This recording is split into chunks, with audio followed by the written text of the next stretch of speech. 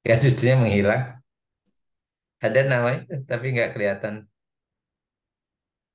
Ada dua. Kang Cicu.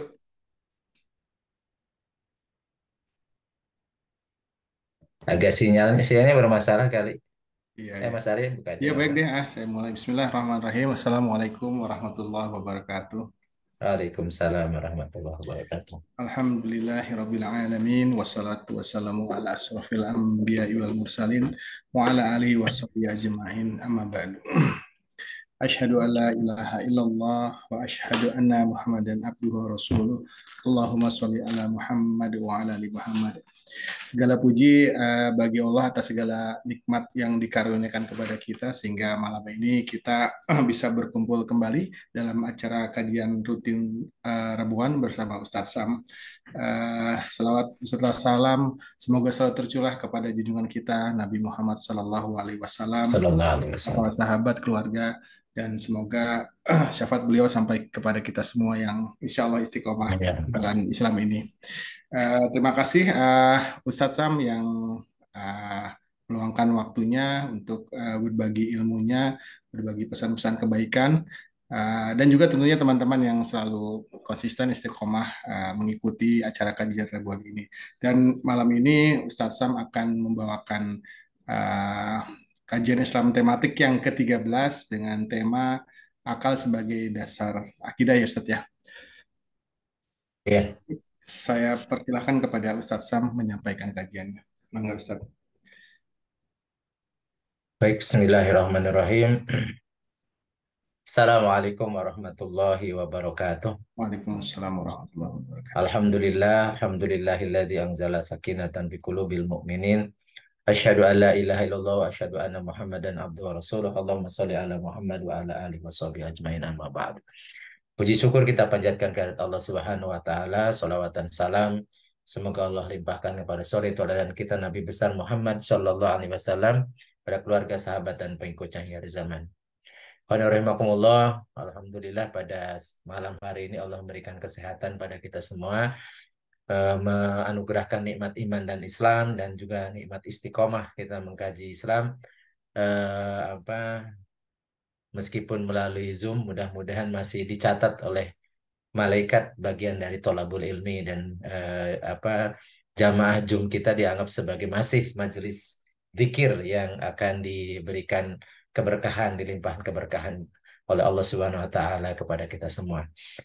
Pada malam ini saya ingin membahas tentang akal dalam Islam, atau salah satunya adalah akal sebagai landasan akidah.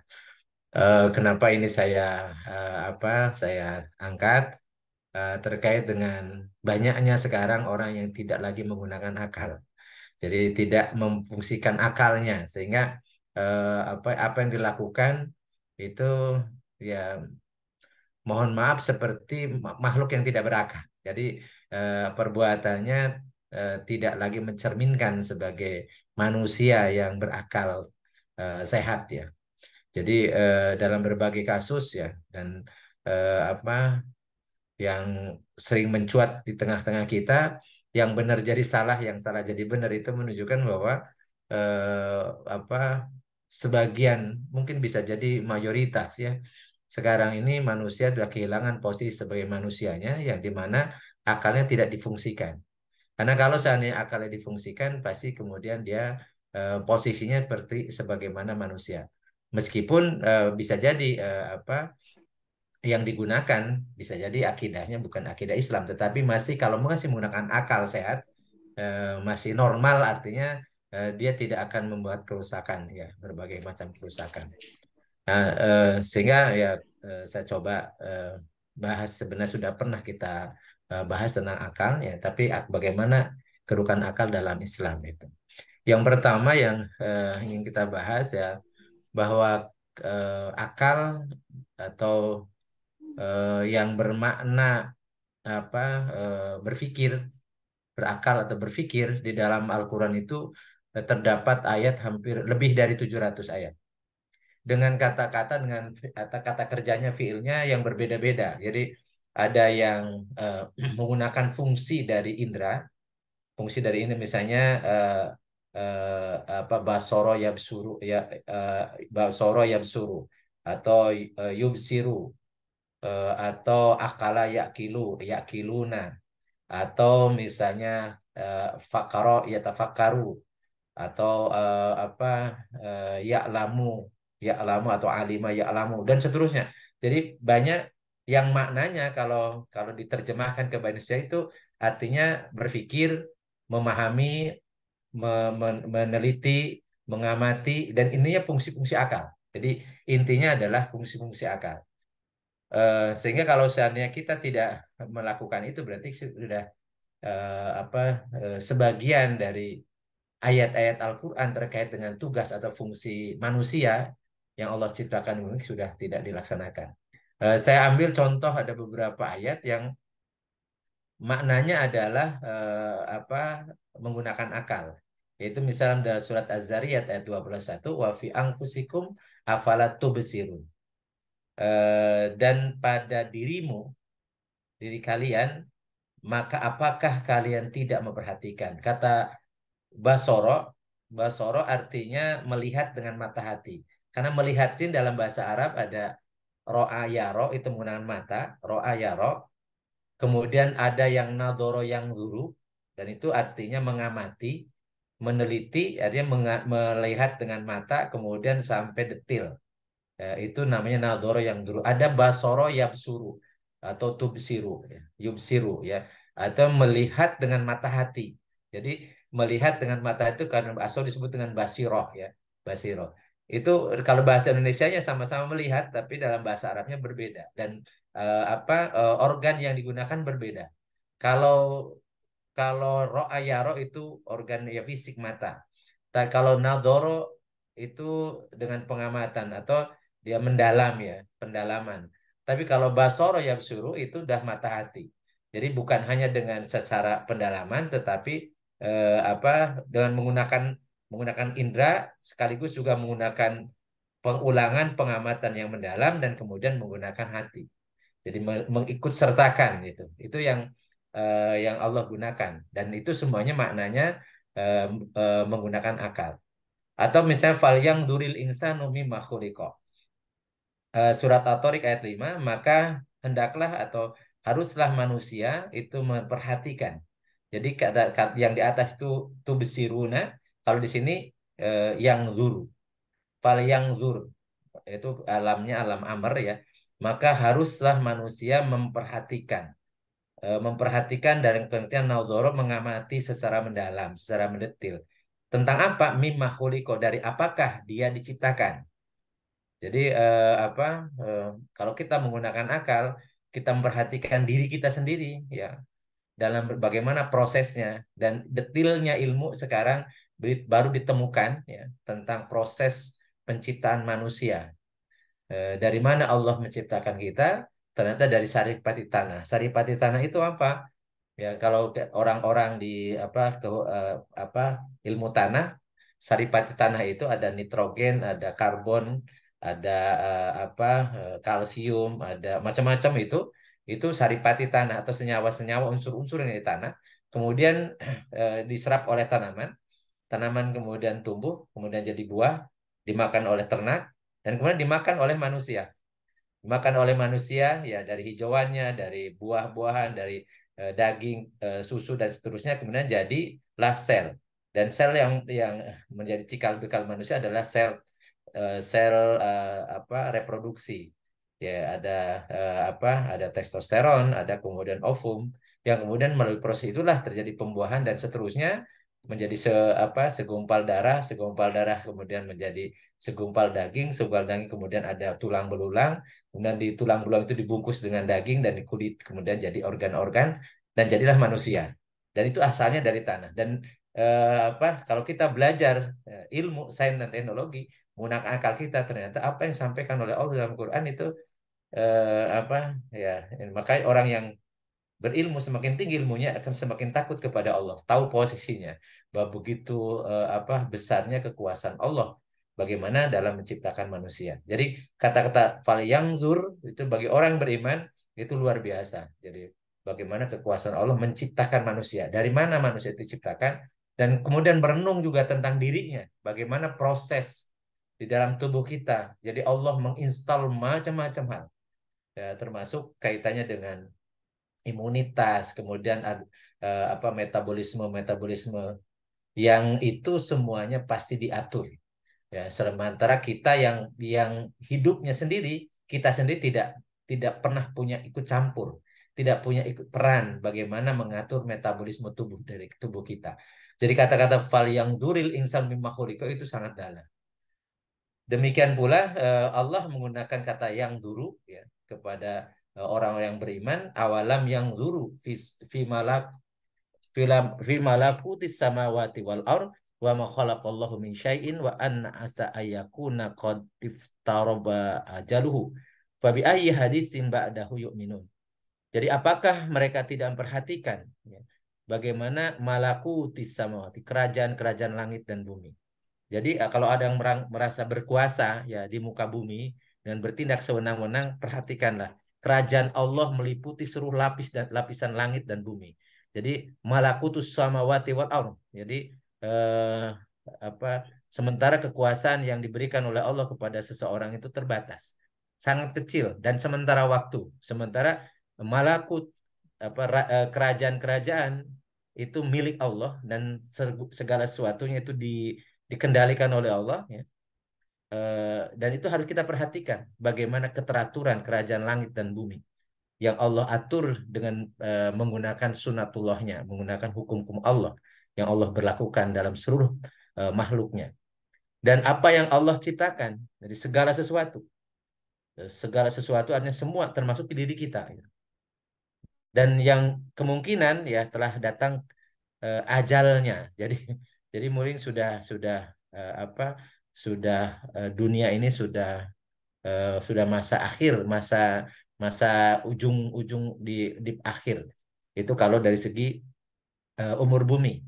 Kemudian ya umur-umur kita ya termasuk kita. Jadi harus kita perhatikan bisa jadi sudah dekat waktunya, ajalnya sudah mendekat bagi kita. Maka dengan berita yang mana lagi yang kalian akan percayai kalau tidak mempercayai apa yang disampaikan oleh Allah. Karena Allah lah pencipta dan Allah yang berkuasa dan Allah menyampaikan berita ini yang pasti benarnya. Jadi dengan menggunakan akal kita akan memikir bagaimana kekuasaan Allah yang meliputi seluruh kerajaan langit dan bumi dan seluruh apa saja yang Allah ciptakan ya termasuk kita. Jadi ini salah satu atau di antara ayat-ayat yang membahas kita ini suruh menggunakan akal. Ya, memperhatikan, mengamati, meneliti, memahami, ya, menggunakan pikiran, berpikir dan seterusnya. Dan itu ayatnya sangat banyak.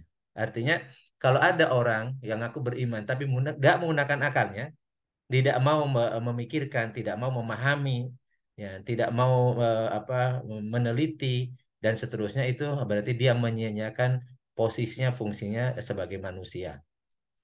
Jadi dan jika akal tidak difungsikan, ini ancamannya dari Allah. Jadi Allah itu menciptakan manusia fi ahsani takwim dalam bentuk yang paling sempurna, paling baik. Dan itu penempatan paling baik itu karena menggunakan akal, karena Allah menganugerahkan akal. Di samping secara fisik ya, secara fisik juga dibandingkan makhluk yang lain, manusia itu paling sempurna. Tetapi ada yang jauh lebih hebat dibandingkan dengan makhluk yang lain adalah manusia ini Allah menganugerahkan akal. Oleh karena itu, ketika akal tidak difungsikan, Allah Subhanahu wa taala mengibaratkan, menyamakan ya, manusia yang tidak menggunakan akal itu dengan binatang ternak, bahkan lebih sesat daripada binatang ternak. Dalam surat Al-A'raf 179, Allah berfirman, "Walaqad dara'na li jahannama katsiran minal jinni wal insi." Sungguh kami telah memenuhi atau mengisi ya untuk jahanam itu, untuk neraka jahanam itu sebagian besar dari kalangan jin dan manusia. Kenapa mereka dimasukkan ke dalam neraka? Ya, karena itu juga aksariyah ya kebanyakan atau mayoritas. Karena mereka lahum kulubun la yafqahuna biha. Ya, mereka memiliki kulub. Jadi kolbun itu juga bagian juga dari perangkat akal. Kolbun atau hati ya, hati. Makanya kolbun itu disebutkan layaf kahuna mereka tidak fakih. Nah, fakih itu juga sama tidak menggunakan atau tidak memahami. Jadi artinya memfungsikan akal, yafqahuna, jadi fakih. Mereka tidak fakih, tidak memahami dengan kolbunya. Jadi kolbu bagian dari perangkat akal. Jadi mereka punya hati tapi tidak digunakan hatinya. Yang sering-sering muncul sekarang ini, kok kebijakannya tidak menggunakan hati ya? Kok ada penduduk asli kemudian hanya karena gara-gara investasi kok diusir gitu? Ini kok nggak ini kok anak-anak kemudian orang yang sudah tinggal di sana berabad lamanya kok kemudian tidak kok nggak punya malu, kok tidak punya hati, kok harus diusir gitu ya? Kan aneh gitu ya. Ya itu karena mereka punya qaulu, punya hati tapi tidak digunakan hatinya. Ya. Jadi hatinya sudah keras banget ya. Disebutkan dalam Al-Quran hatinya itu seperti batu bahkan lebih keras daripada batu karena batu bisa mengeluarkan air gitu. Walahum ayunun la yubsiruna biha. Nah, di dalam ayat sebelumnya itu yabsiruna itu diartikan memahami. Tapi di sini lahum ayunun. Jadi mata. Mereka punya mata. Tetapi mereka matanya tidak sampai, jadi matanya hanya pada raga, hanya melihat. Tetapi tidak sampai ke basirohnya, sampai ke mata hatinya. Jadi ini menunjukkan bahwa harusnya dia punya mata, digunakan mata itu sebagai indah untuk melihat fakta-fakta yang kemudian ketika ketika dia ngambil keputusan, maksudnya difungsikannya basirohnya, bukan mata raganya tetapi mata hatinya. Tapi mereka tidak menggunakan itu. Jadi hanya mereka melihat secara apa yang zohirnya doang, ya hanya manfaat sesaat tetapi tidak menggunakan hatinya, sehingga tidak menggunakan basiroh, la yubsiruna biha. Walahum adanun la yasma'una biha. Dan mereka punya uzun, punya telinga, tetapi la yasma'una biha. Ya ingat sami'a itu, uzun itu hanya alat apa panca indera. Tetapi yang berfungsi mendengar itu adalah balik lagi jiwa. Jadi mereka hanya bisa mendengar, memfungsikan telinganya, tapi tidak bisa memfungsikan jiwanya. Yang dimana yasmau itu bisa mendengar yang kemudian memahami kemudian ya akan apa menggerakkan hatinya dan akan kemudian punya kecenderungan mengambil keputusan yang sesuai dengan apa tuntutan apa yang harus dilakukan ya berdasarkan tuntutan mata hatinya yang ya atau mata hati yang bersih itu atau akal yang sehatnya. Ulaika kal an'am. Jadi Allah kemudian menyatakan bahwa orang yang punya hati tidak digunakan untuk memahami, punya mata tidak menggunakan basirohnya dengan apa tidak gunakan hatinya yang apa yang paling dalam atau mata hatinya, kemudian punya telinga juga tidak kemudian digunakan untuk mendengar yang kemudian untuk memahami, mereka itu kal an'am. Mereka itu seperti binatang ternak. Balhum adol. Bahkan mereka lebih sesat dari binatang ternak. Ulaika humul ghafilun. Mereka adalah orang yang goflah. Ya, orang goflah itu orang yang apa lengah, orang yang tidak waspada atau orang yang tidak menggunakan akalnya. Ghafilun itu sama dengan sahun.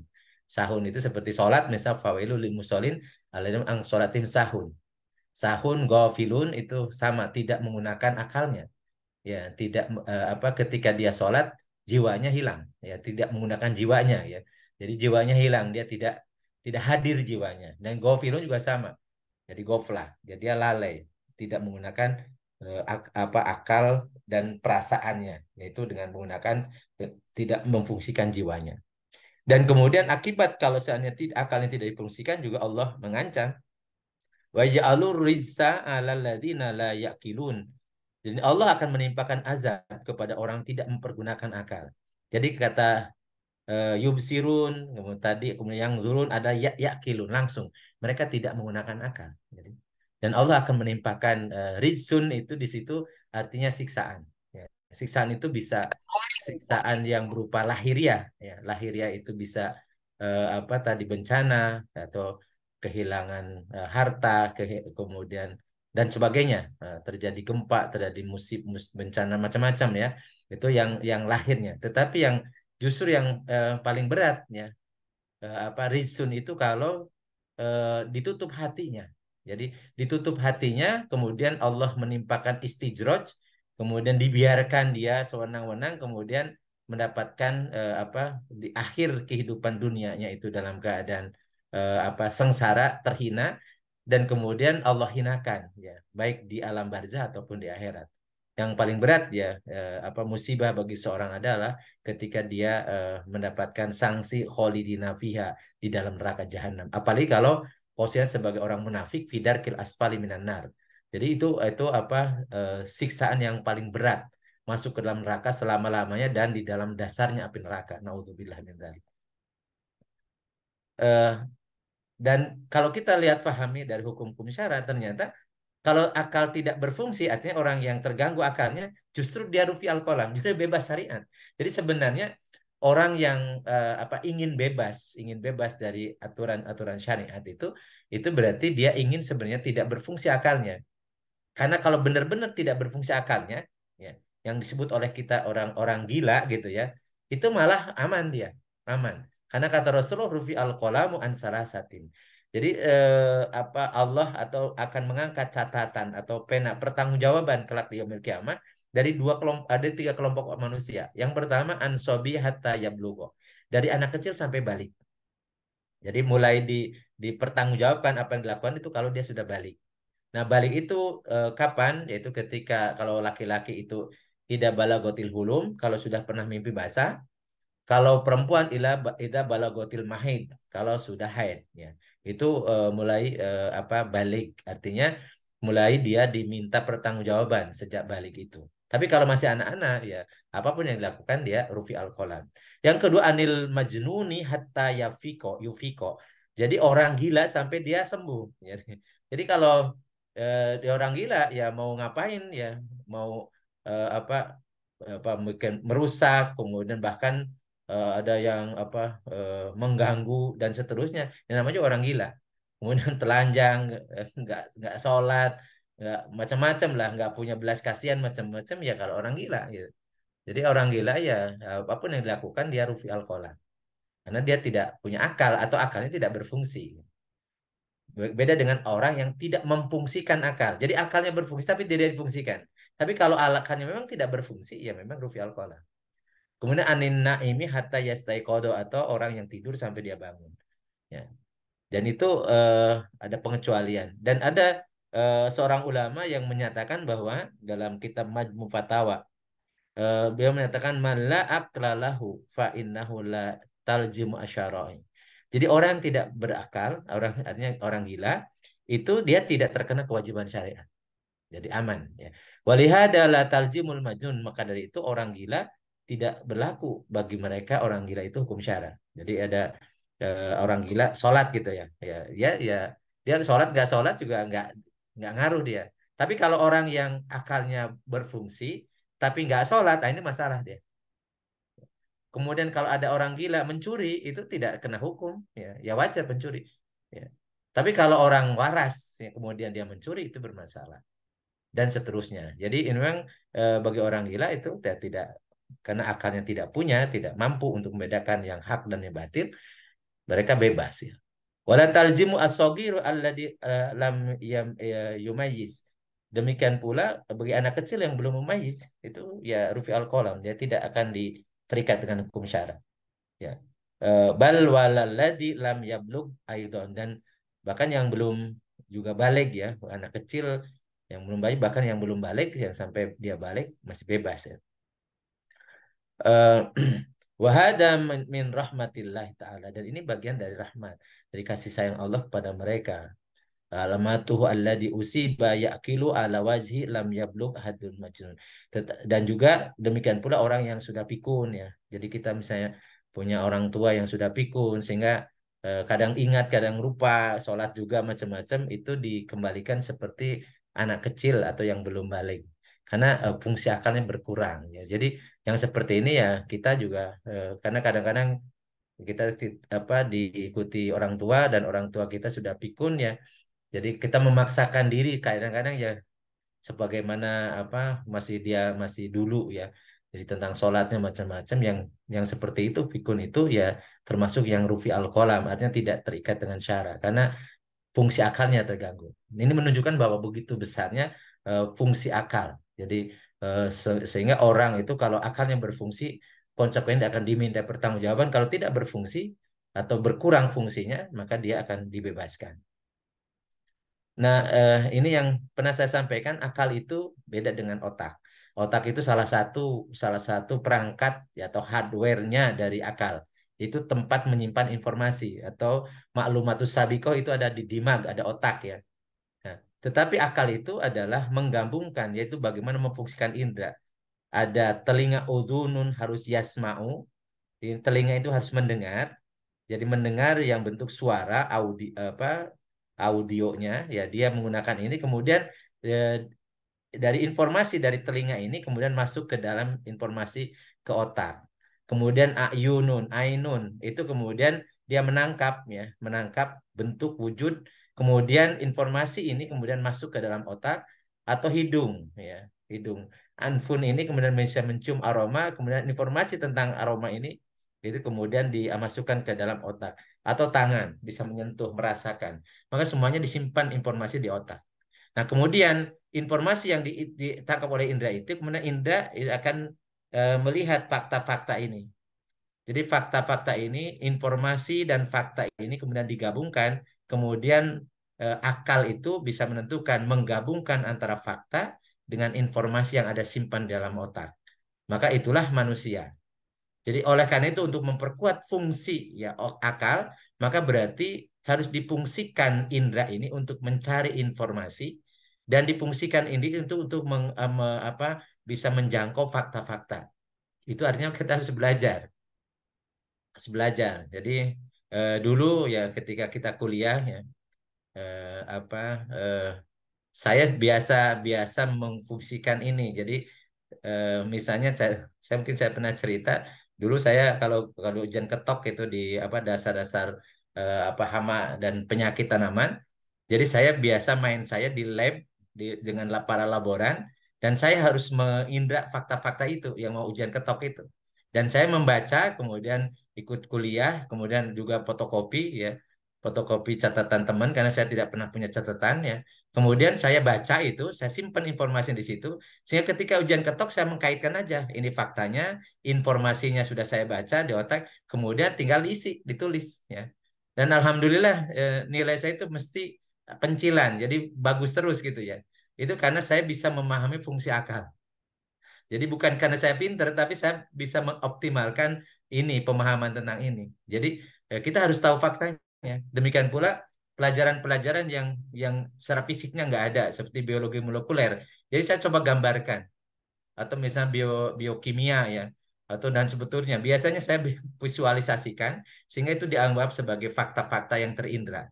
Kemudian kita bisa ada informasinya. Dengan seperti itu kemudian kita bisa memutuskan dengan benar. Ya. Dan itulah kecanggihan akal ya. Jadi dan luar biasa otak kita ini bisa memuat bukan hanya sesuatu yang informasi yang dua dimensi ya, bahkan tiga dimensi, bahkan audiovisual itu dari sejak kita mulai ingat itu sampai sekarang itu kalau di dalam bentuk chip itu ya, itu perlu berapa tera atau berapa ini ya. Itu luar biasa. Banyak film di sini yang mungkin berapa apa itu sekarang aturannya. Itu semuanya disimpan di dalam otak. Jadi itu luar biasa otak manusia. Maka dari itu eh, otak kita ini harus dijaga. Artinya difungsikan ya. Ya, katanya nih kelebihan otak orang Indonesia itu masih utuh, jarang dipakai ya. Ya, sementara kalau otak orang Jerman katanya sudah apa sudah karena sering dipakai terus gitu ya, sudah encer ya. Nah, otak otak kita ini katanya jarang jarang dipakai, jarang dikasih memori ya. Gitu apa masih masih original. Jadi banyak yang kosong-kosong gitu ya. Sehingga mati sebelum berfungsi gitu ya otaknya. Apalagi kalau habis subuh tidur, kemudian habis asar tidur itu udah banyak mati tuh sel-selnya. Maka kemudian jadi lupa ya. Jadi makanya kalau akal kita ingin hebat ya harus diisi terus yaitu dengan informasi-informasi itu berarti kita harus belajar ilmunya. Kemudian mengamati fakta-fakta itu. Jadi inilah ya. Nah, katanya ada ini orang gila itu yang bebas-bebas syariat ya. Jadi kalau kalau akalnya tidak berfungsi, ya orang gila maka dia bebas. Tapi kalau masih berfungsi, semuanya akan dimintai pertanggungjawaban. Ini contoh makanya dalam salah satu maksud hukum syara adalah Limuhafadati alal akal. Jadi menjaga fungsi akal. Jadi akal itu tidak boleh dirusak. Sehingga khomer itu haram karena muftir, menutupi fungsi akal. Jadi Rasul mengatakan kullu muftirin haram. Jadi bukan hanya ada dua ya, muskirin dan muftirin. Muskir itu yang memabukkan dan memabuk itu mengganggu fungsi akal karena orang mabuk itu tidak berfungsi akalnya. Ya. Kemudian muftir yang menutupi fungsi akal. Jadi seperti narkoba dan seterusnya itu muftir yang menutupi eh, fungsi-fungsi akal. Sehingga itu dilarang, diharamkan dan itu termasuk dosa besar. Jadi bahkan bisa kehilangan keimanan ketika dia mabuk. Rasulullah mengatakan apa la yu'minu asyarib hina yasrob. Jadi tidaklah beriman pemabuk ketika dia mabuk. Sebagaimana la yu'minu azani hina yajna atau yazni. Jadi tidaklah beriman orang pezina ketika berzina. Sehingga kalau dia mati ketika berzina, dia matinya kehilangan iman. Ya, walaupun hukum syara fikihnya tetap dikelola apa diurusi secara Islam ya, tetapi di akhirat dia dianggap mati dalam keadaan tidak membawa iman. Demikian pula kalau mati karena OD, overdosis. Karena lagi mabuk atau overdosis narkoba dan sebagainya, dia akan kehilangan kehilangan akalnya dan kehilangan imannya. Ya, sehingga di akhirat dia diposisikan orang yang sudah keluar dari Islam dan bisa masuk ke dalam neraka khalidina fiha. Makanya mabuk kemudian berzinah itu bagian dari dosa-dosa besar. Dan bahkan kalau mabuk ini menjadi cikal bakal perbuatan maksiat dosa besar yang lain.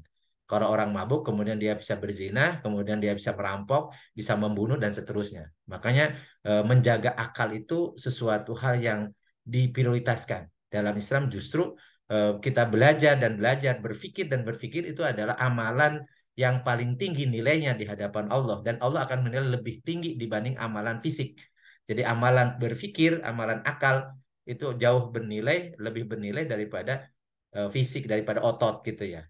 Kenapa? Karena memang fungsi manusia itu di akalnya, yang diutamakan akalnya. Ketika akalnya tidak difungsikan, maka dia tidak bahkan lebih rendah daripada binatang ternak sekalipun. Jadi manusia berakal itu harus menyatukan ini. Jadi akal itu dia paham, kemudian pemahaman itu ya, kemudian akan menggerakkan hatinya atau basirohnya, ya kolbunya, kemudian akan menjurkan muyulnya, keinginan-keinginannya. Jadi keinginan-keinginan, kecenderungan-kecenderungannya kemudian akan menggerakkan raganya dalam bentuk perbuatan.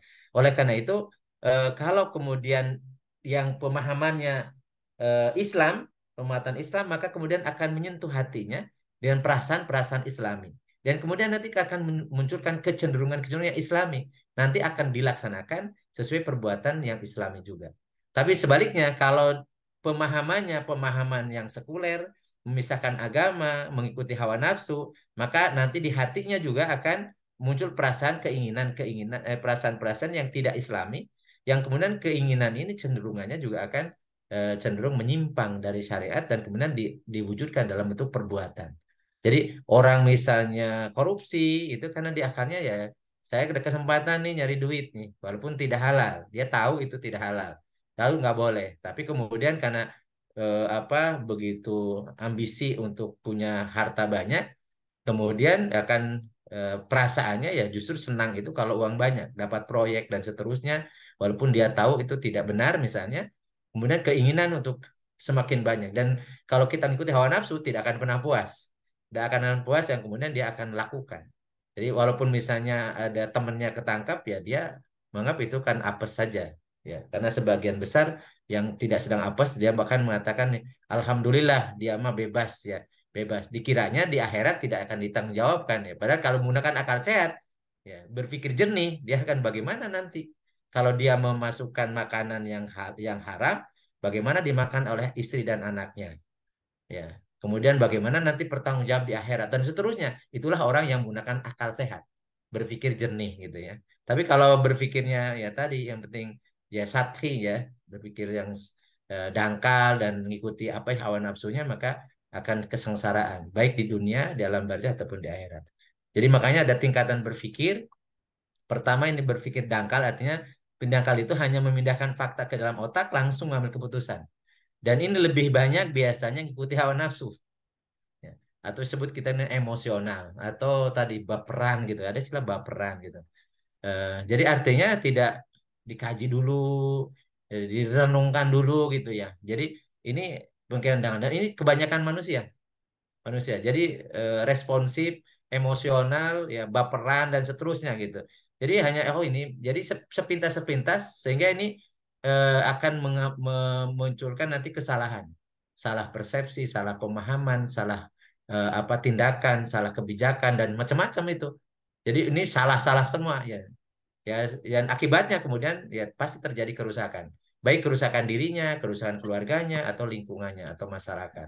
Jadi semakin tinggi kekuasaan, kewenangan, kemudian biasa dia berpikir dangkal, maka akan terjadi kerusakan ya itu yang lebih luas lagi lebih. Dan ya, kita menyaksikan sekarang ya.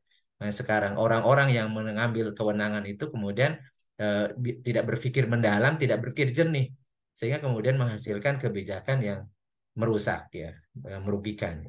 Kemudian yang kedua ada berpikir mendalam. Ini biasanya para peneliti, para ilmuwan itu biasa memang ketika melihat sesuatu tuh fokus, diteliti, diamati berulang-ulang, kemudian ada memiliki banyak pengetahuan tentang itu sehingga dia mendalam, ya, mendalam.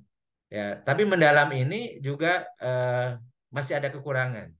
Ya, karena bisa jadi dia dia benar ya, benar, tetapi tidak mempertimbangkan dampak, akibat, baik akibat di dunia ataupun akibat di akhirat.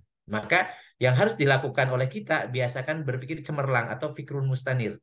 Yaitu penelitian mustanir itu apa? Pemikiran mendalam yaitu meneliti, mengamati. Jadi direnungkan dulu ditambah dengan pengetahuan yang tentang objek yang dipikirkan dan juga dia akan menghubungkan konsekuensinya nih. Dia menganalisa bagaimana ke depannya, bukan hanya di dunia, bagaimana generasi berikutnya, tetapi juga bagaimana konsekuensinya di akhirat, pertanggungjawaban dan seterusnya. Jadi dia menghubungkan ketika dia mengambil kebijakan apapun, perbuatan apapun, dia memikirkan dampaknya. Ya. Dan kenapa harus dilakukan itu ada dasarnya, ada falsafahnya, ada latar belakangnya. Kemudian dia lakukan, kemudian terdapat bagaimana pertanggungjawabannya, bagaimana konsekuensi, dampak akibatnya di dunia ataupun di akhirat. Ya. Itu orang-orang seperti ini berarti berpikir mustanil. Dan itu Rasulullah mengajak kepada kita untuk menggunakan akal itu maksudnya berpikir mustanir. Jadi mengkaitkan segala sesuatu dengan apa yang apa Allah perintahkan dan konsekuensi dari apa yang kita lakukan di pertanggungjawab di akhirat. Makanya surat Ali Imran 190-191 ya saya pernah bahas itu. Jadi apa inna fi khalqis samawati wal ardi wa ikhtilafil laili wan nahar la ayatil liulil albab. Jadi ulil albab itu orang yang biasa berpikir jernih, berpikir sehat. Itu siapa itu? Alladzina yadkurunallaha qiyaman wa qu'udan wa ala junub. Yang pertama, orang berpikir jernih itu mustani itu dia selalu zikir kepada Allah. Dia selalu mengingat Allah, selalu mengkaitkan segala sesuatu dengan Allah, baik dalam keadaan berdiri, duduk atau di pembaringan. Artinya dalam situasi apapun, dimanapun, berbuat apapun, dia harus menghadirkan Allah. Jadi karena dia ingat di hatinya itu ada Allah gitu ya. Maka kemudian setelah itu baru ya wayat tafakkaruna fi khalqis samawati wal ard. Kemudian baru dia kemudian berpikir, memikirkan apa tentang penciptaan langit dan bumi ini. Bagaimana kekuasaan Allah. Sehingga kemudian kesimpulannya di hasil orang yang berpikir jernih itu dengan mengatakan Robbana makholak tahada batila. Ya Tuhan kami, maka bahwa engkau tidak menciptakan ini sia-sia. Ya, kemudian dia pengakuan karena bisa jadi dia salah tafsir, salah pemahaman, ada banyak kekurangan, maka dia mengatakan Subhanaka fakina adzabannar. Maha suci Engkau ya Allah, maka jagalah kami dari api neraka. Kalau seandainya kesalahan kita dalam proses berpikir. Dan tujuan Allah menciptakan manusia dengan akal ini disuruh berpikir cemerlang, mengkaitkan segala sesuatu dengan sebelum dan sesudah. Bagaimana konsekuensi-konsekuensinya. Dan pada minggu lalu saya sudah membahas tentang amanah ya. Jadi amanah. Jadi mestinya orang-orang yang diberi amanah itu selalu berpikirnya mustanir. Dan ini adalah ciri khas ulama yang kemudian dengan ilmunya kemudian dia takut kepada Allah. Innama yahsallaha min ibadihi ulama. Hanya sungguh yang takut kepada Allah dan terhambanya adalah ulama. Dan tentunya pemimpin visioner sebagaimana diajarkan Rasulullah. Rasulullah itu masih belum besar waktu di Madinah, tapi belum mengatakan aku melihat Romawi ditaklukkan, aku melihat ya apa Persia ditaklukkan, dan aku diutus untuk menjadi rahmat bagi seluruh alam. Jadi di pandangan beliau bahwa agama yang beliau bawa itu akan meliputi seluruh permukaan dunia, dan itu pasti terjadi. Liyudhirahu ala dini kulli. Jadi bagaimana Al-Quran mengajarkan kepada kita optimisme visioner yang luar biasa. Dan mestinya generasi-generasi Qurani yang sekarang ini tidak cukup berhenti di hafid, di menghafal, tetapi harus punya visi yang jelas, peran kita dalam menyongsong masa depan umat ini seperti apa. Dan mudah-mudahan yang berkumpul di sini kita tahu ya, di penghujung hidup kita, kita harus mempersiapkan generasi penerus kita ini orang-orang yang biasa berpikir jernih, berpikir cemerlang, menggunakan akal sehatnya. Karena dengan akal sehat itulah dia akan bermanfaat, ya, hidupnya akan bermanfaat, ya bermanfaat untuk dirinya, untuk keluarganya, untuk umat ini, ya untuk bangsa dan negaranya. Ya. Jangan kemudian justru mengikuti nafsu, karena akal dan nafsu itu sudah berlawanan. Ya. Kalau akal sehat itu akan mendatangkan kebaikan, kemanfaatan, tapi kalau nafsu, keserakahan dan seterusnya akan mengadakan kerusakan.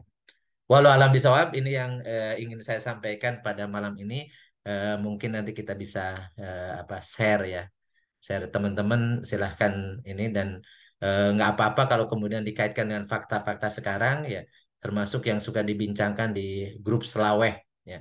Jadi monggo saya kembalikan waktunya ke Mas Arya. Baik. Assalamualaikum warahmatullahi Waalaikumsalam warahmatullahi wabarakatuh. wabarakatuh. Terima kasih Ustadz, menarik apa yang disampaikan. Terima kasih atas penyampaian materi tentang kedudukan akal dalam Islam. Selanjutnya kami persilahkan kepada teman-teman yang ingin menyampaikan pertanyaan atau ada sesuatu yang diskusikan, monggo langsung disampaikan kepada Ustadz Sam. Kang Cucu udah buka itu kayaknya. Video ada yang perlu ditanyakan, Kang Cucu dari Samarinda. Bagaimana situasi Samarinda di sana? Iya, Perpolitikan di sana. nggak ke ini ke itu ke IKN ya. Ah, itu dia. Oh, IKN ya. Iya, jadi Pak Ustadz untuk cara berpikir logis kan memakai logika kadang-kadang di dalam pemikiran itu orang-orang yang non Muslim lah ya itu selalu mengutamakan logika gitu. Jadi bagaimana supaya logika ini bisa bersatu dengan pemikiran keagamaan kita, terutama dengan agama Islam. Jadi itu Pak Ustadz. Ya. Jadi memang gini, kalau hanya logika dalam pengertian gini tidak dikaitkan. Maka kalau dalam Islam kan dikaitkan dengan kolbu, dikaitkan dengan basiroh ya. Itu Hmm. menunjukkan bahwa memang berpikir itu tidak bisa lepas dari keimanan. Jadi Hmm. kalau berpikir, makanya yang surat Ali Imran tadi 190 191 kan. Hmm. Jadi ulil albab itu adalah yang pertama harus yadkurunallaha dulu gitu. Jadi memang imanan dulu gitu, baru ya Mana? tafakaruna. Karena kalau Iya. seandainya ya tafakaruna dulu, itu kemudian yadkurunallahanya hilang. Ya, yang menggunakan tadi yang sekarang ya, yang dikembangkan, kemudian kebebasan berpikir dan seterusnya, Ya, betul. itu memang mendahulukan ya tafakaruna. Memang dia bisa jadi pinter, bisa jadi ilmuwan, tetapi akan menghilangkan Allah di situ. Muncullah kesombongan-kesombongan intelektual. Kan terjadi sekarang. Makanya Al-Quran membimbing kita, itu urutan itu tidak boleh dirubah. Karena kalau Hmm. kalau atof ya, atof ini, huruf atof itu tidak boleh ditukar gitu. Jadi yang pertama itu memang diutamakan, baru kemudian yang kedua. Jadi kalau Allah mengatakan yadkurunallaha qiyaman wa qu'udan wala junubi, itu harus dulu, kemudian baru ya wa yatafakkaruna fi khalqis samawati wal ar. Baru nanti akan kesimpulnya Rabbana ma khalaqta hadza batila kan gitu ya. Tapi kalau yatafakkaruna dulu, pasti dzikir Allahnya hilang. Ini Hmm. ini ini aturan yang harus diikuti kalau kita memahami Al-Qur'an. Jadi kalau orang menggunakan logika, ya kalau tidak dibungkus dengan keimanan ya akan sesat. Pasti itu.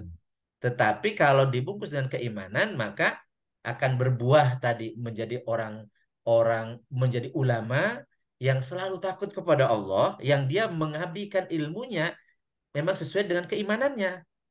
bahwa dia menyadari bahwa dia punya amanah ilmu. Semakin banyak amanah ilmu, maka dia kemudian semakin besar manfaat dia untuk orang banyak, kan gitu ya. Itu karena dia, kenapa? Karena sebelum berpikir, sebelum menuntut ilmunya, dia sudah menghadirkan Allah dulu. Jadi keiman dulu gitu ya.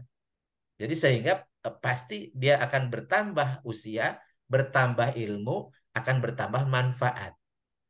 Bertambah manfaat. Tetapi sebaliknya, kalau tanpa yadkurunallaha qiyaman wa qu'udan wala junubihim, langsung yatafakkuruna, semakin tambah usia, semakin tambah ilmu, semakin sombong. Semakin tinggi kekuasaan, semakin tinggi status sosial, maka kemudian akan terjadi arogansi yang luar biasa. Dan itu terjadi kalau hanya menggunakan logika tanpa dibungkus dengan iman. Ya. Jadi insya Allah kalau kalau kita, dan ini juga harus ditekankan kepada anak-anak kita. Jadi si anak-anak kita itu jangan langsung diajarin ilmu, ya, ilmu canggih-canggih. Jadi pinter-pinter nanti, apalagi yang ngajarnya itu apa, Mbah Google gitu ya, atau game-game gitu ya. Kemudian tidak menghadirkan Allah, di situ bahaya. Anak kita nanti akan kemudian pinter tapi membuat kerusakan. Pinternya membuat kerusakan. Tidak punya hati nurani, tidak punya adab, tidak punya etika, tidak punya tata krama, tidak punya akhlak, tidak, macam-macam gitu nanti. Attitude-nya nggak bagus, ya baik kepedulian dengan yang lain juga enggak. Kenapa? Karena dia hanya logika, hanya mengandalkan apa, berpikirnya. Jadi kemampuan akalnya saja tanpa didasari oleh keimanan gitu. Jadi ini PR kita yang besar berat sekarang ini, bagaimana menyiapkan anak kita itu akidahnya dulu. Kenalkan dulu dengan Allah, kemudian dia mencintai Rasul, jadikan Rasul sebagai teladannya, maka kemudian ya kita bekali mereka dengan ilmu yang untuk dia bisa hidup, survive di dunia ini dalam apa, yang kemudian dia bisa bertahan dengan tetap istiqomah menggunakan ilmu kemampuannya dengan imannya, ya, sehingga mendapatkan harta yang halal, kalau jabatan juga yang bermanfaat, yang kemudian malah akan meningkatkan derajatnya, bukan sebaliknya. Walau alam bisawab. Ya, makasih Pak Ustadz Enggak. jawabannya. Terima kasih Kang Cucu, Ustadz Sam atas jawabannya. Ada yang masuk ke saya, Ustadz ya. Saya bacakan Ya. karena ke direct saya. Ini dari Kang Ibadur Rahman nih. Hadir juga Nah, iya. alhamdulillah. Ya, Assalamualaikum. Apakah seorang yang mengalami demensia atau pikun termasuk yang karena kondisi akalnya menjadi bebas syariat, Ustadz? Iya. Jadi tadi la yukallifullahu nafsan illa wus'aha. Pertama, bahwa Allah tidak membebankan kepada setiap jiwa kecuali sesuai kemampuannya. Dan apa, wadah atau tempat taklif itu adalah akal, kesempurnaan akal. Makanya tadi saya sampaikan rufi al-qalam itu akan diangkat pena, maksudnya tidak dimintai pertanggungjawaban, itu pertama dari anak kecil sampai hatta ya belugo, sampai dia balik. Karena balik itu menunjukkan bahwa akalnya sempurna, akalnya sudah bisa berfungsi sempurna. Jadi kalau belum belum balik itu apa, karena dulu indikator indikator bahwa dia bisa menentukan benar salah itu bukan hanya tamyiz ternyata, tetapi sampai ini yang bisa, kalau tamyiz itu relatif, ya tamyiz itu relatif karena potensi anak-anak itu bisa beragam ya, kecerdasannya dan seterusnya gitu ya. Maka kemudian standar umumnya adalah hatta yablugho. Jadi kalau laki-laki apa ida balogotil hulum, kalau perempuan ida balogotil mahid, sudah haid atau sudah mimpi basah. Itu yang pertama. Jadi kedua, kalau misalnya tadi orang yang gila, majnun, ya majnunnya tidak akan dibebani hukum. Artinya karena akalnya tidak berfungsi, nggak bisa kan, karena disebut nggak bisa berpikir. Kenapa? Ada gangguan, ya, disebut gangguan jiwa. Sebenarnya gangguan akal ya, tapi sebutnya gangguan jiwa. Karena ketika akal tidak berfungsi, maka jiwanya udah tidak bisa dimintai pertanggungjawaban tuh jiwanya, karena fungsi atau programmer ya, programmer berbuat itu kan dari pemahaman dari akal dulu yang akan berpengaruh kepada perasaan, sehingga itu rufi al-qalam. Kemudian orang tidur, karena tidur itu jiwanya nggak ada, jiwanya keluar, dia hanya raga dengan nyawa, ya masih hidup dia tapi jiwanya keluar, sehingga karena padahal akal dan kolbu itu di jiwa, fungsi jiwa. Jadi sehingga ketika jiwa nggak ada, maka dia rufi al-qalam.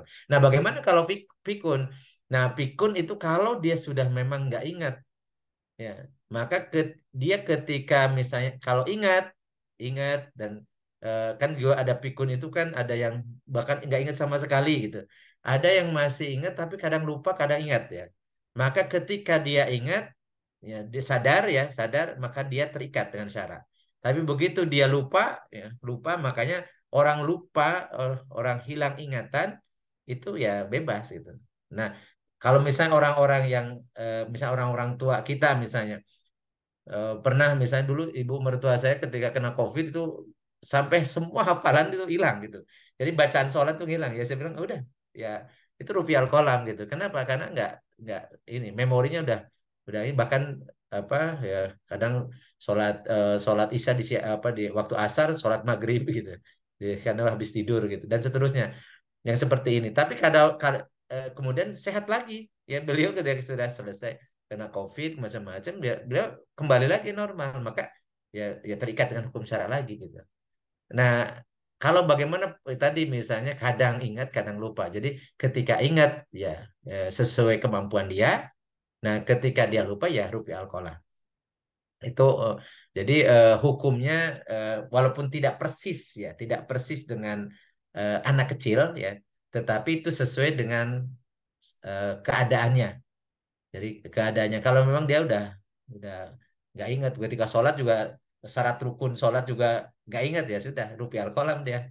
Ya. Baru misalnya sholat duhur baru 2 rakaat udah salam bahkan kemudian lagi sholat ngobrol atau buka HP macam-macam ya itu yang rupiah kolam.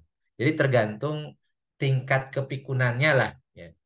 Jadi sesuai kemampuan. Yang intinya adalah Allah tidak akan membebankan apapun kecuali sesuai dengan kemampuannya. Illa wus'aha. Itu kita bisa pahami secara garis besar dari situ. Walam bisawab. Baik, terima kasih Ustadz. Terima kasih juga Kang Ibad atas pertanyaannya. Semoga bisa menjawab. Silahkan yang lain, kalau ada yang ingin ditanyakan, diskusikan. Terus sebelum yang lain, Ustadz, boleh izin bertanya, Ustadz. Silakan. Ya, ya, tadi Belum jam 9 kok.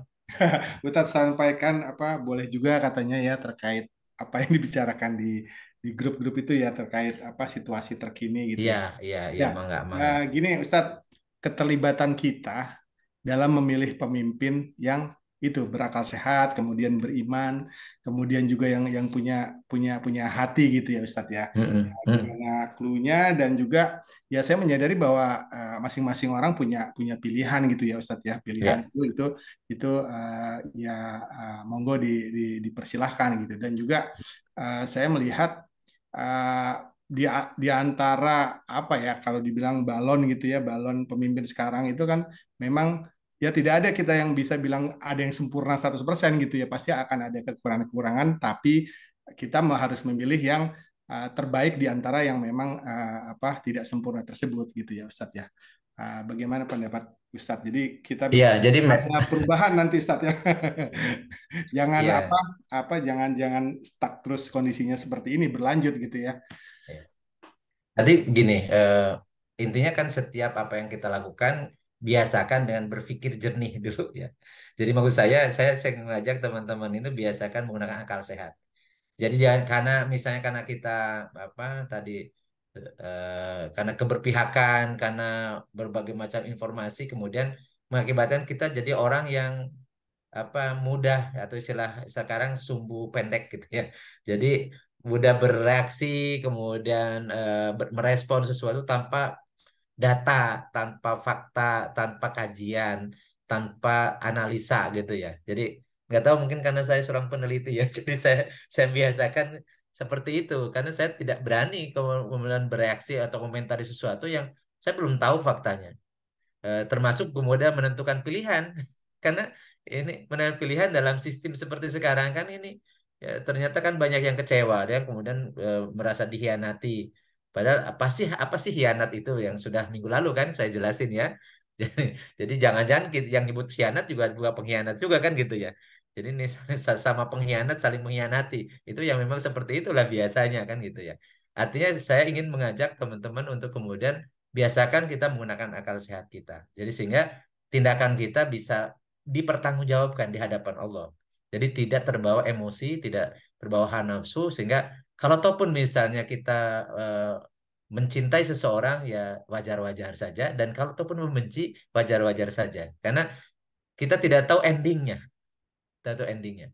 Dan seperti sekarang di konsoli politik dimanapun, apalagi negara-negara seperti Indonesia, negara berkembang, itu ada aktor-aktor kapitalisme besar dunia yang sedang memainkan peran di situ. Dan saya sempat menjelaskan juga tentang COVID ya. Jadi COVID itu permainan para kapitalis besar ya, yang dia menggunakan perangkat ya, lembaga internasional, menggunakan alat WHO kemudian untuk bisa menekan semua negara ya, semua warga negara.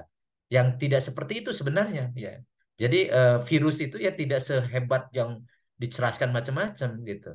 Dan itu luar biasanya karena itu jadi opini publik dan internasional dan menggunakan lembaga resmi internasional WHO gitu yang menginstruksikannya, dan kemudian dalam tanda petik dipaksakan kepada para penguasa di setiap negara, kemudian diinstruksikan, bahkan kemudian keilmuan itu hilang. Orang yang mengerti faktanya itu kemudian bahkan dianggap sebagai orang yang tidak. Kenapa? Karena sudah berpikirnya di situ sudah memang berpikir dangkal untuk kepentingan sesaat, untuk kepentingan pragmatis pada saat itu. Jadi bahkan yang biasa berpikir mendalam pun kemudian akhirnya diam. Jadi para pakar juga diam gitu. Dan ternyata setelah berlalu dan sudah keuntungan mereka sudah dapat gitu ya. Dan ternyata COVID biasa-biasa aja kan, sama dengan flu, ya kan?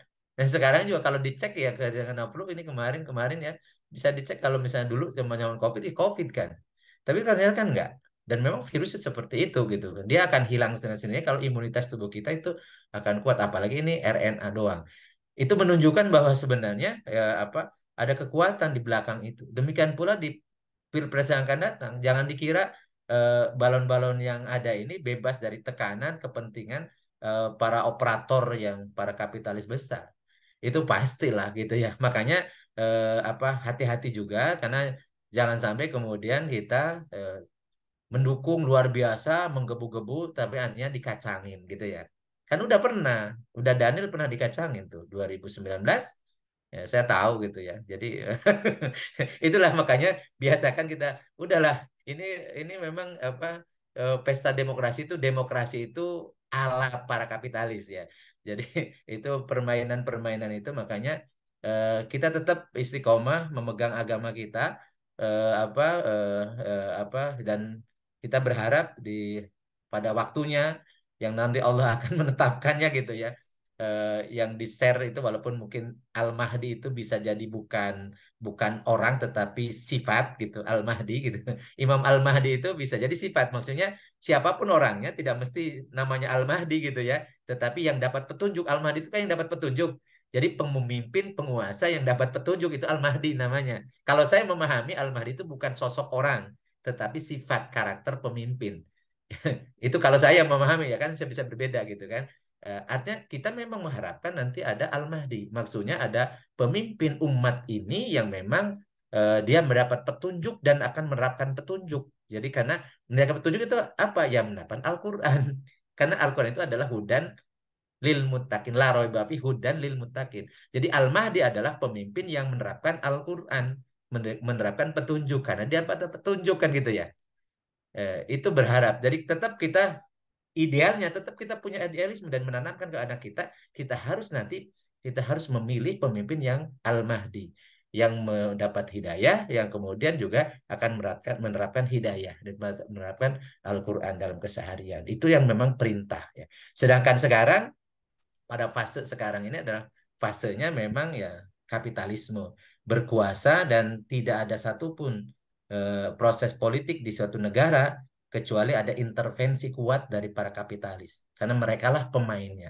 Jadi demokrasi itu dimanfaatkan oleh para kapitalis untuk kemudian dia membiayai, kemudian dia investasi di situ, dan kemudian dia akan ada kontrak-kontrak politik yang bisa jadi orangnya soleh menurut penelitian kita, tetapi begitu terjebak di situ, ya, maka kemudian dia tidak berbeda nyata dengan yang dianggap oleh kita orang jahat atau orang yang tidak soleh.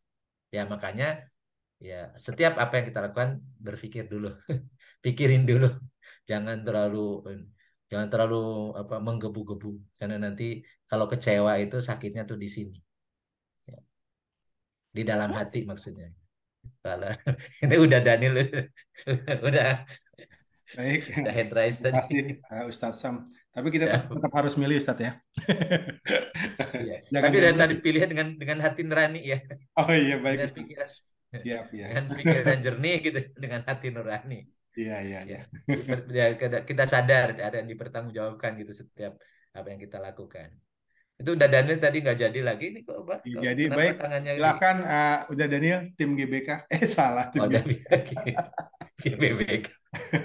Assalamualaikum warahmatullahi wabarakatuh. Waalaikumsalam. Waalaikumsalam warahmatullahi Kalau wabarakatuh. 2024 kita netral aja. Tapi Nah, kalau Anies it, presiden, alhamdulillah.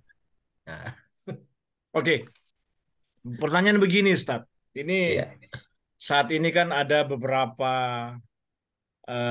apa ya negara yang justru penduduknya kalau kita lihat akal sehatnya tuh lebih lebih dari kita. Kita sebut ya hmm, negara hmm, Jepang gitu ya, Korea. hmm, Tapi saya dengar dari beberapa orang yang pernah di sana, Pak Ustadz juga pernah di sana gitu ya. Di hmm, Jepang itu malah cenderung mencari orang yang sekarang beragama susah.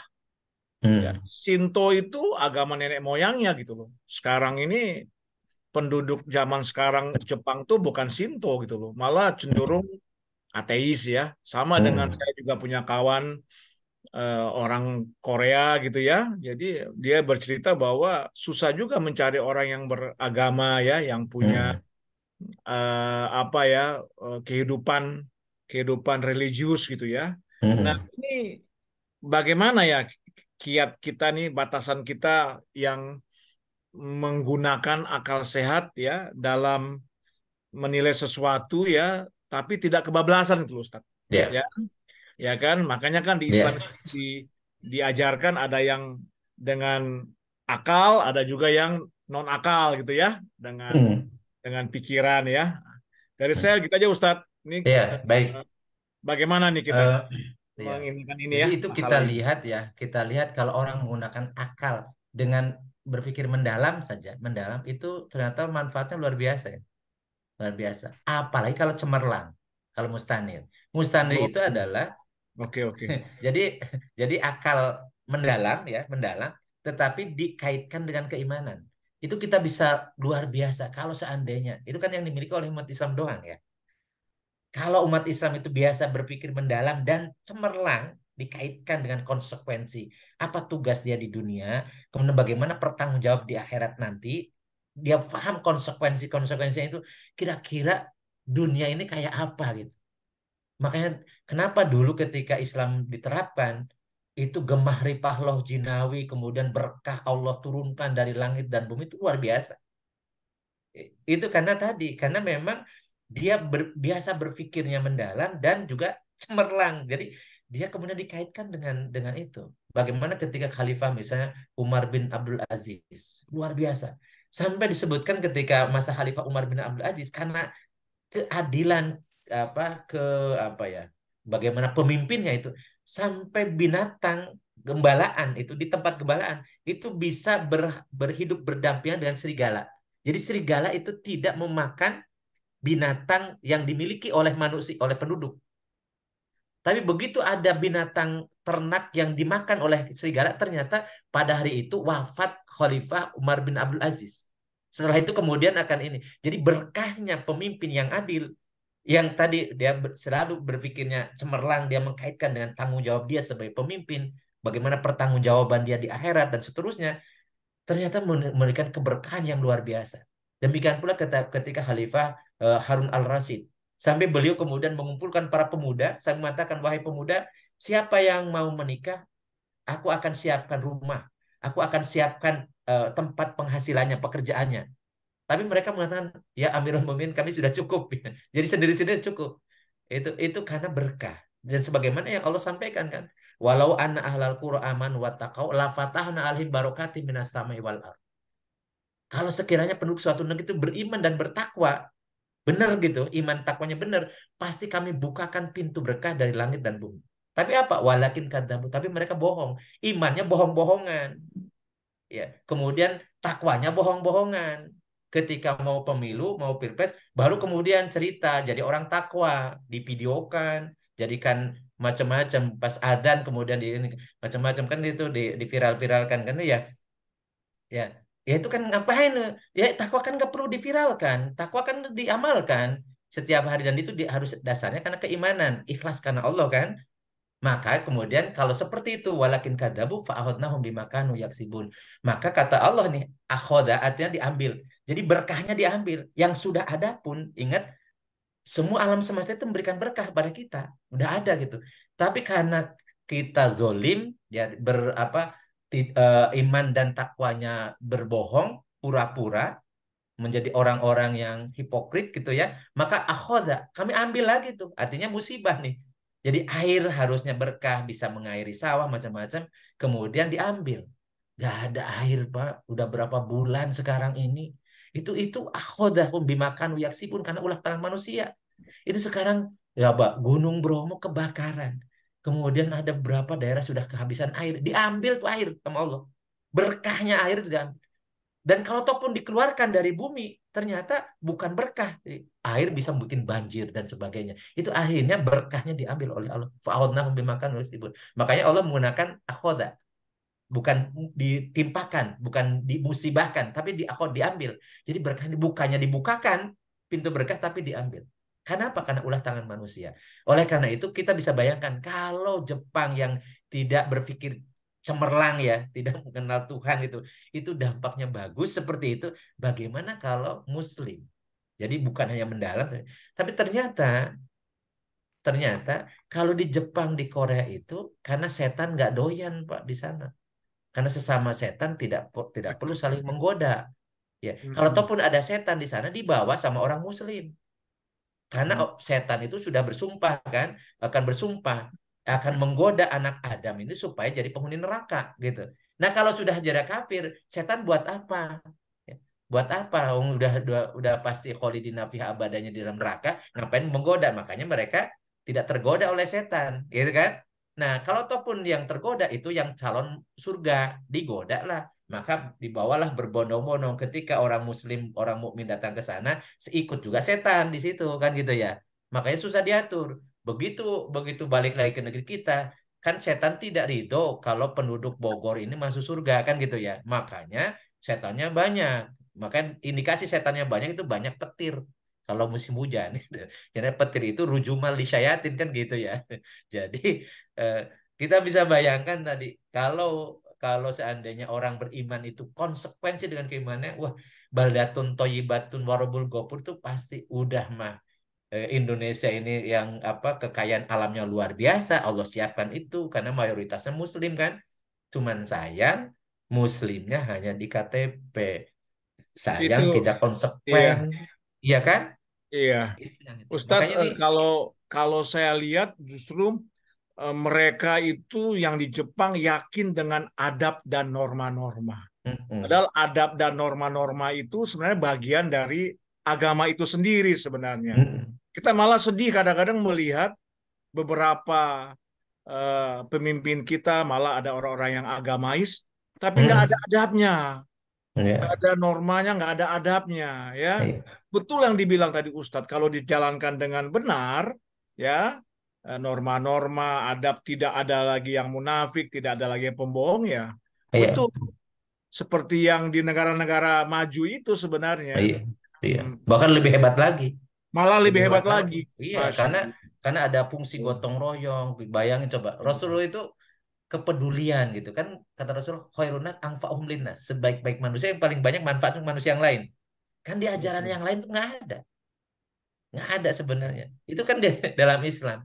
Luar biasa. Tapi ya tadi karena setan sudah berjanji, bapaknya setan itu iblis namanya, berjanji tidak suka kalau mayoritas anak Adam ini masuk surga. Ya dia ingin yang mayoritas itu masuk neraka, jadi pengikut dia kan gitu ya.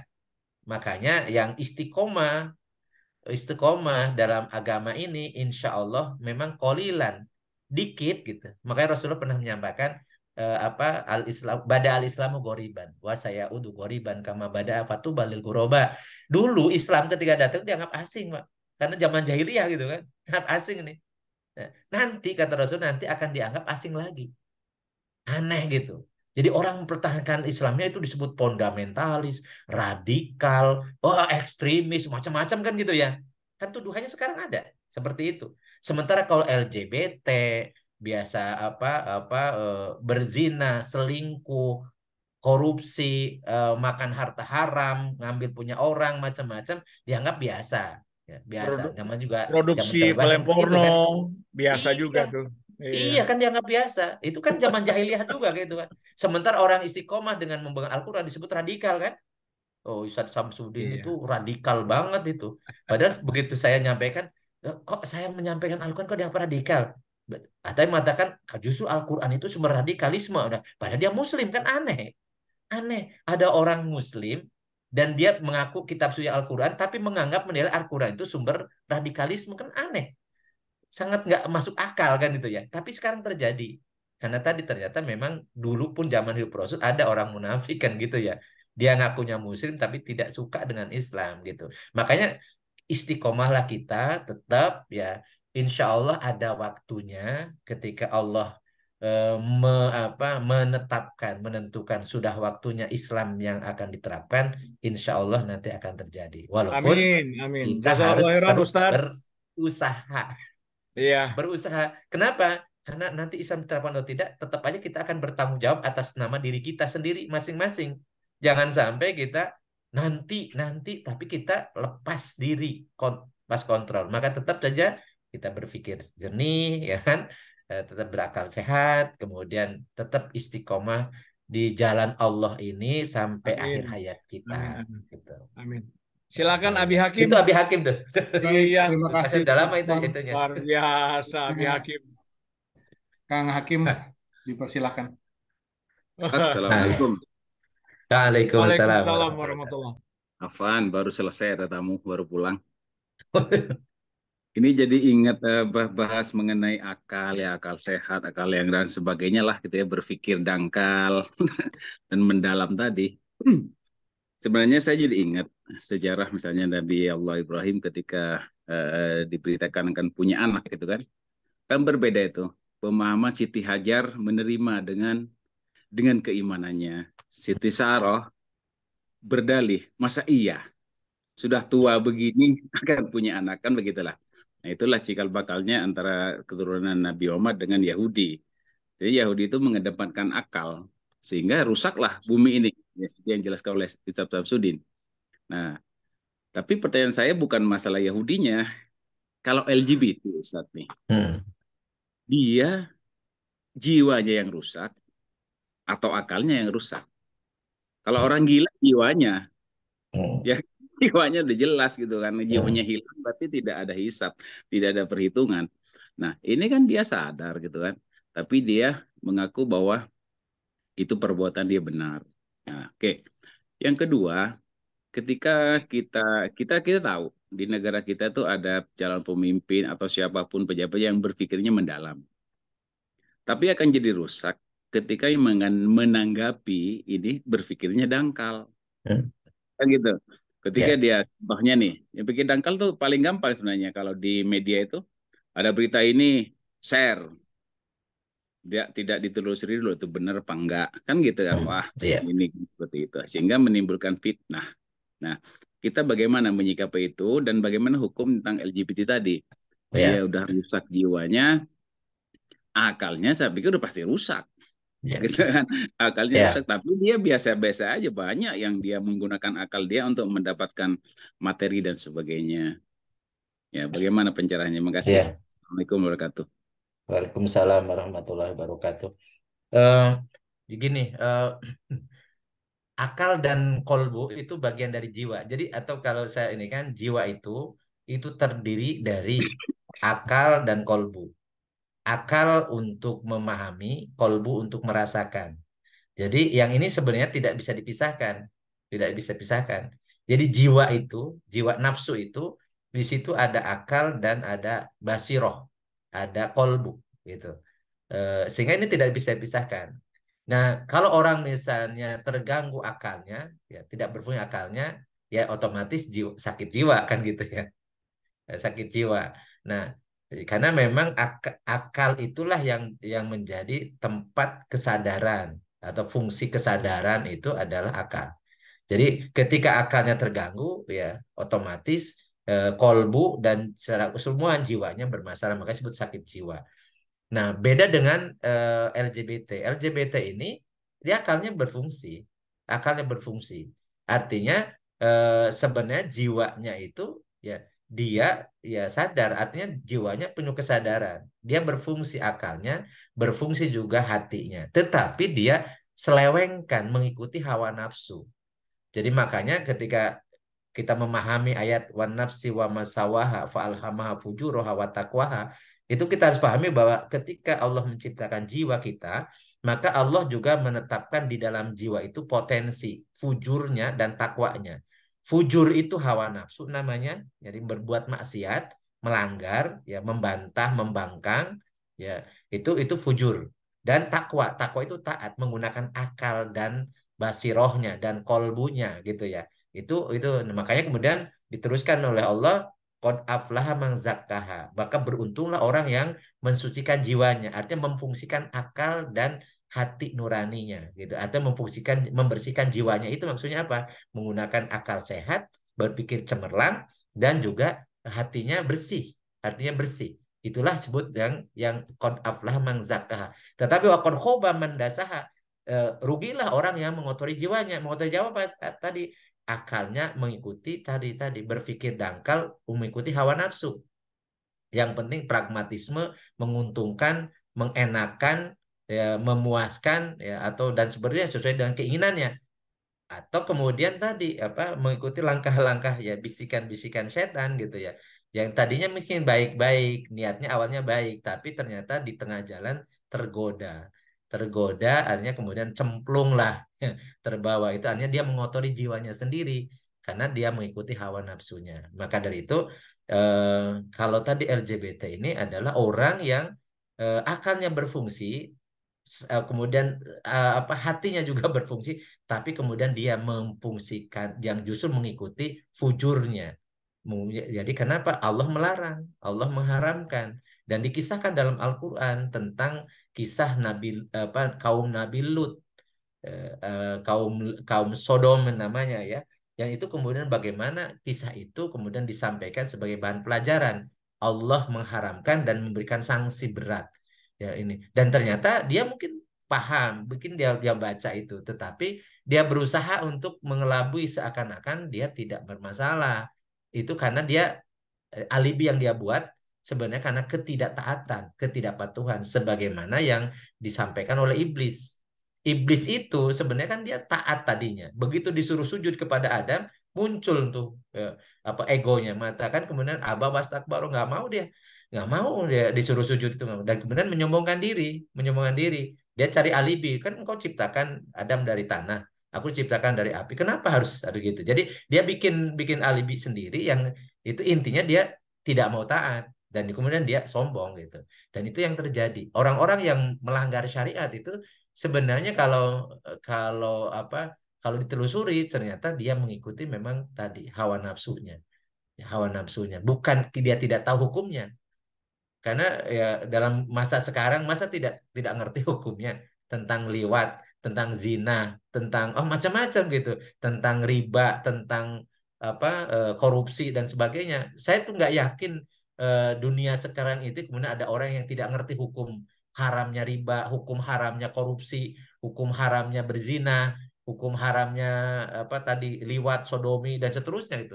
Saya nggak yakin kok. Karena informasi, jangankan informasi yang kayak gitu, informasi yang apa susah-susah jelimet juga ada. Kadang-kadang tidak kita cari juga datang sendiri gitu ya. Tapi ini kan karena tadi hawa nafsunya yang sudah meliputi akal sehatnya, yang sudah menutupi apa kejernihan basirohnya, hati nuraninya. Akhirnya kemudian ya, dia merasa baik-baik saja. Ya.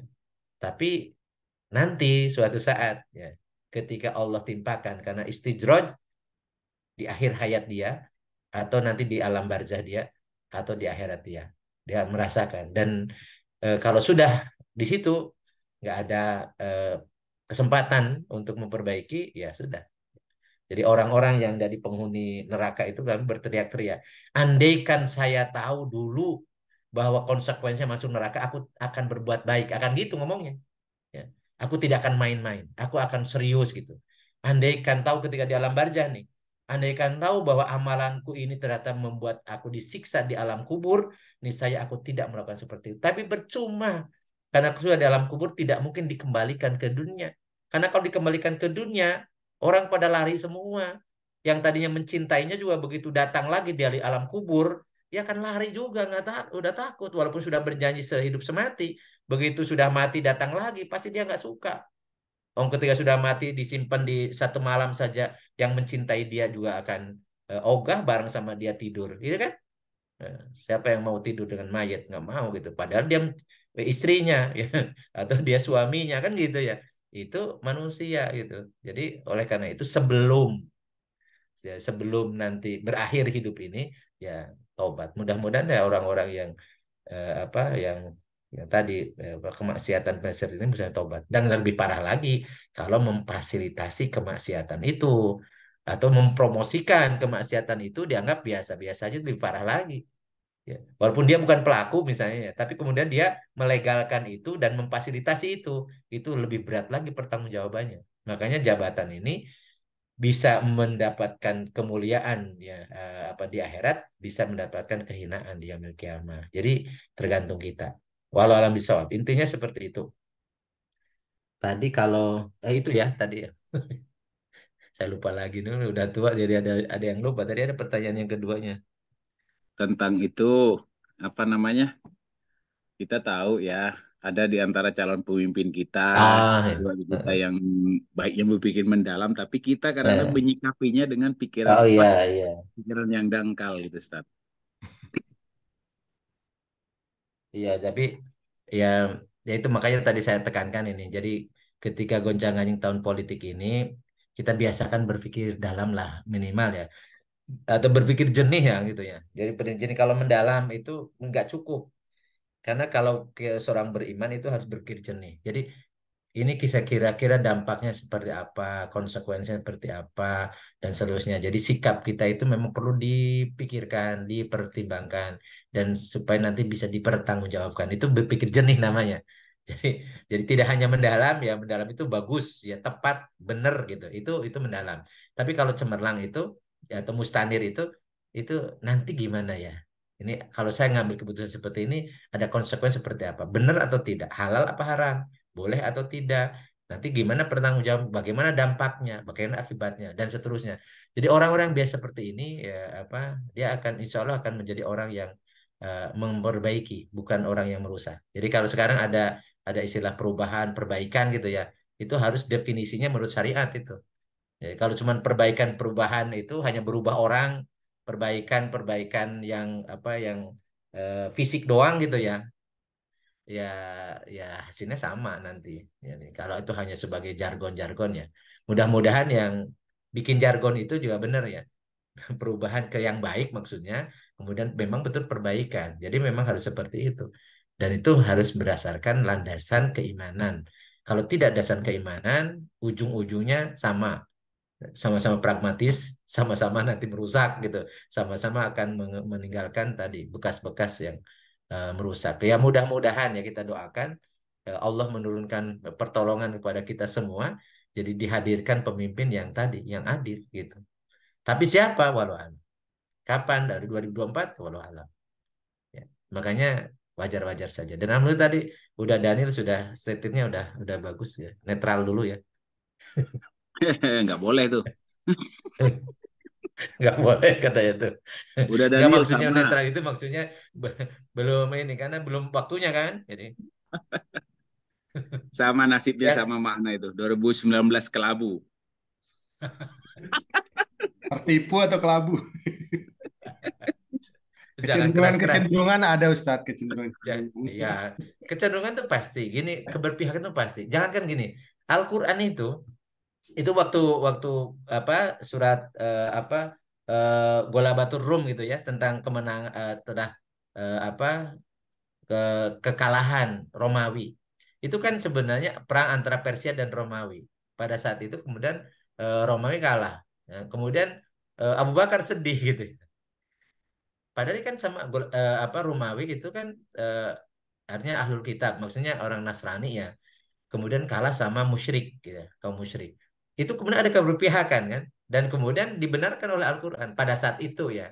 Artinya keberpihakan kita kepada yang lebih benar, lebih baik itu pasti itu alamiah sunatullah seperti itu.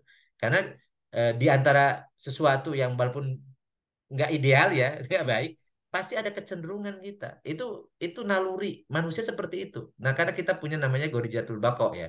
Jadi yang sama yang kira-kira akan me- sesuai dengan keinginan kita gitu. Itu pasti kita kecenderungan untuk memilih itu. Ya gampangnya gini lah. Main olahraga lah, main bola lah. Ketika U23 itu main sama sama apa kemarin itu yang 9-0 gitu ya. Taipei. Atau jangankan itu ketika ini setara naluri manusia gitu ya. Itu kan Gorijatul Bako ya. Itu dulu ingat dulu main bulu tangkis itu. Lim Swee King lawan Rashid Sidek gitu. Padahal Rashid Sidek kan Muslim ya. Ya, padahal Lim Swee King kan Kristen gitu. Tapi keberpihakan kita kemana coba? Speaking. Iya kan? Kalau Lim Swee King kan gitu.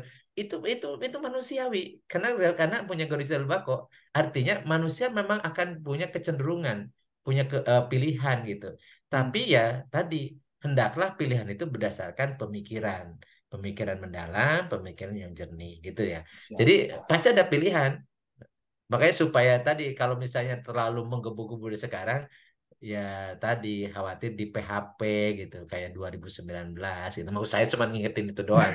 Bukan berarti bukan tidak ada pilihan. Udah Daniel juga punya pilihan, tapi sekarang ini lagi tadi netral itu maksudnya gitu. Jadi supaya tidak kecewa kedua kali gitu maksudnya. Ya saya simpulkan sendiri walaupun saya nggak ngerti di pikiran udah Daniel seperti apa walau alam. Hanya sendiri.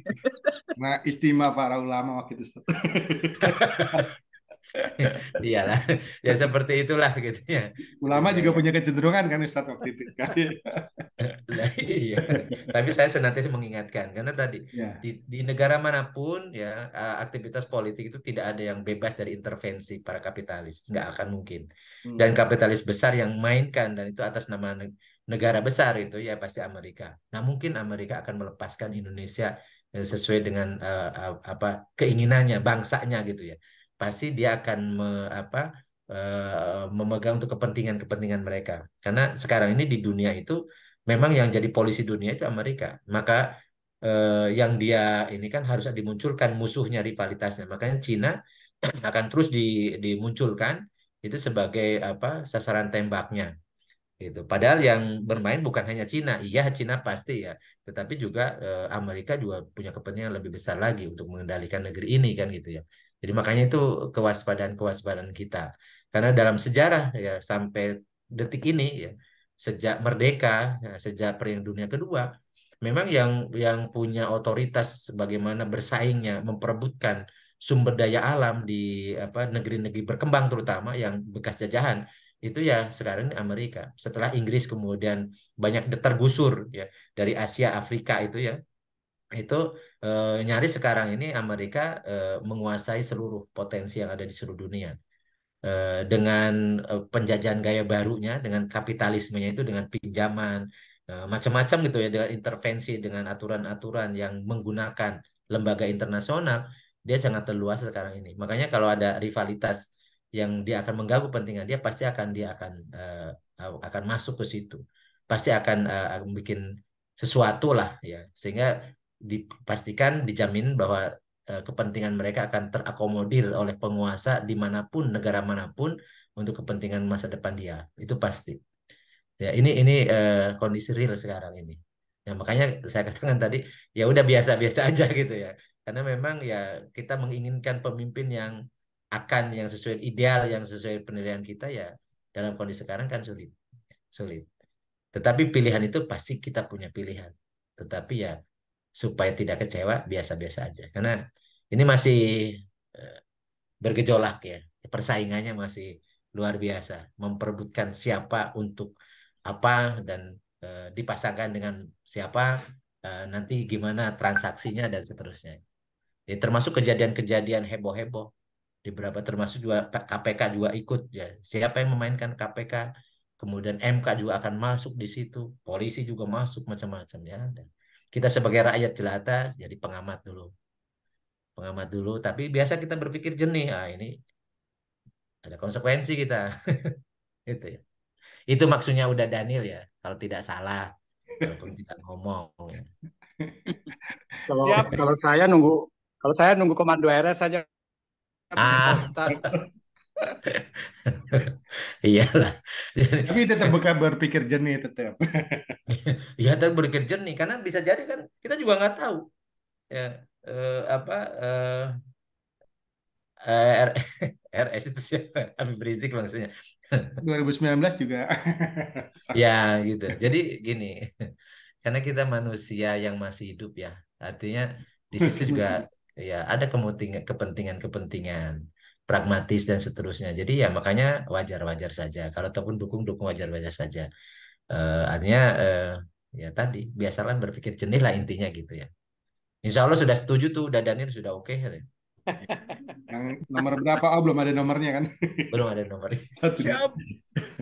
Baik, Ustadz. Udah jam 21.36. Kalau Iya, bisa iya. detik mungkin sampai Alhamdulillah. jam 11 juga nggak selesai, Ustadz ya. Nggak selesai. Ya. Monggo Begitu di- ya, ceritanya. Alhamdulillah ini teman-teman juga ya tadi masih sampai bertahan 24, 25. Alhamdulillah. Mudah-mudahan teman-teman juga sehat dan terima kasih Amin.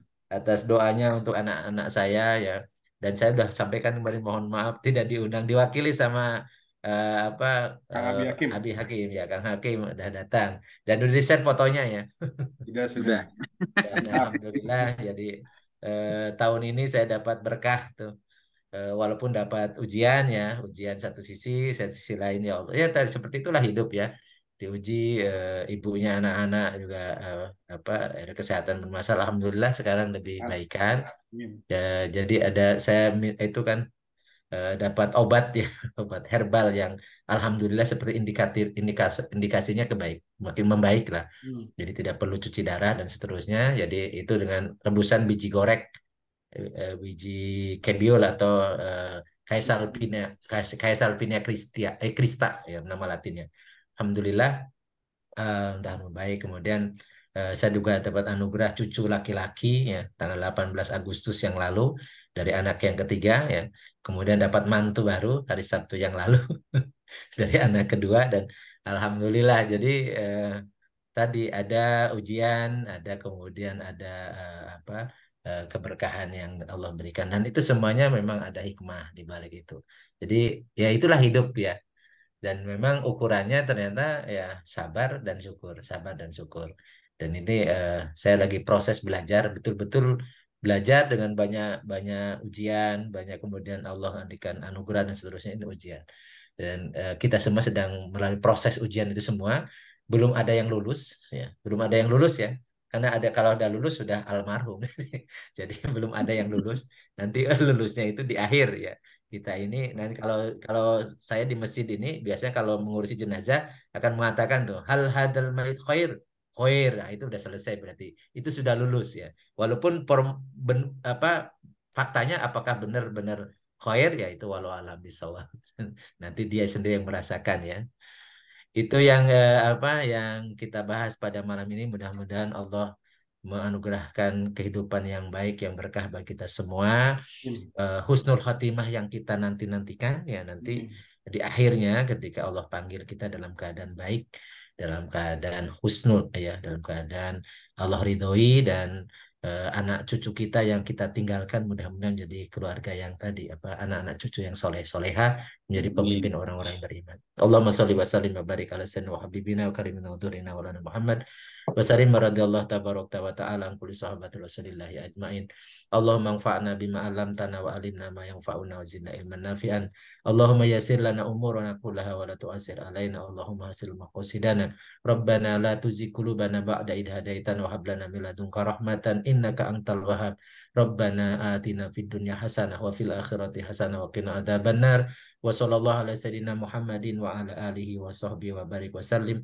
Subhanakallahumma wa bihamdika asyhadu an la ilaha illa anta astaghfiruka wa atubu ilaik. Subhana rabbika rabbil izzati amma yasifun wa salamun alal mursalin walhamdulillahi rabbil alamin. Billahi taufiq wal hidayah. Assalamualaikum warahmatullahi wabarakatuh. Waalaikumsalam. Waalaikumsalam warahmatullahi wabarakatuh. Jazakallah khairan kasira Ustaz. Warahmatullahi Jazakallahu khairan wabarakatuh. Ustaz. Semua. Mangga, mangga.